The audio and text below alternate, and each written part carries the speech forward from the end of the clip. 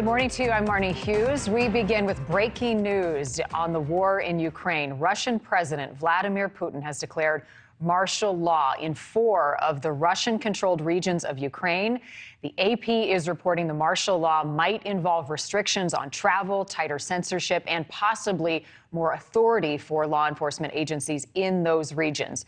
All of this comes as Russian drone and missile attacks are blamed for destroying nearly a third of Ukraine's power stations, triggering blackouts and cutting off water supplies. Nick Smith is here with the very latest this morning. So, Nick, the situation seems to become more and more dire, especially as we're heading into these winter months. Marni, that's absolutely right. And this new announcement does not help. The announcement by Mr. Putin follows an intense week of combat in Ukraine as the country braces for a new offensive on the front lines. Russian President Vladimir Putin announced on Wednesday that he has signed a law introducing martial law in the 4 Ukrainian regions the Kremlin has illegally annexed. In violation of international law, Kherson, Zaporizhzhia, Donetsk, and Luhansk. The comments made during a scheduled Security Council meeting on Russian state-run TV has also given additional emergency power to the heads of all regions of Russia.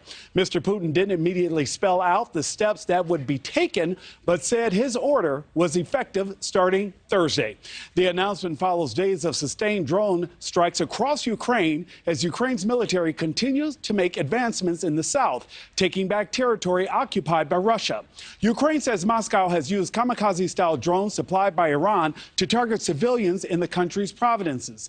A UN Security Council meeting scheduled for this afternoon is expected to address the source of those weapons. The United States, Britain, and France plan to raise the issue of alleged Iranian arms transfers to Russia.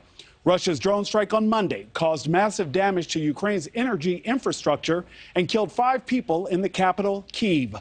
Tehran has denied supplying the drones to Moscow. The White House says Iran's denial is a lie.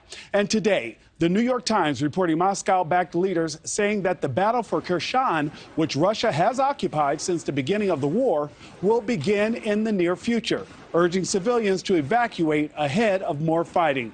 The Russian-appointed governor of the region saying in a TV interview, no one is about to surrender Kherson, but it's undesirable for residents to be in a city where military actions are going to be conducted.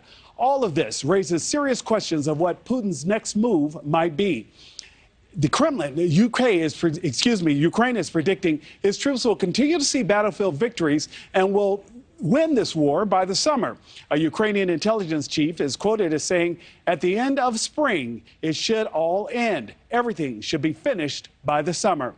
Now, the aforementioned areas that Russia illegally annexed are under its nuclear umbrella. Now, if Ukraine were to retake it, it would deal a huge new defeat to Putin's military and test his stated commitment to defend what he claims as Russian land with all available means, including nuclear weapons. Marni, Russian state media says more than 5,000 people have left in the past 2 days, and an estimated 10,000 were expected to move over the next 6 days. But after today's announcement by Mr. Putin, it's unclear if anyone will be allowed to leave the area. Marni? They're already under duress, intense circumstances, Nick. The other question, if the UN Security Council proves that Iran did, in fact, supply these kamikaze drones to the Russians to fight Ukraine, what then? More increased sanctions. Now, the UN Security Council has made it clear that that Iran has no right to transfer or sell weapons. If it is indeed proven that they have done that, they will indeed face more sanctions by the Council. Marni?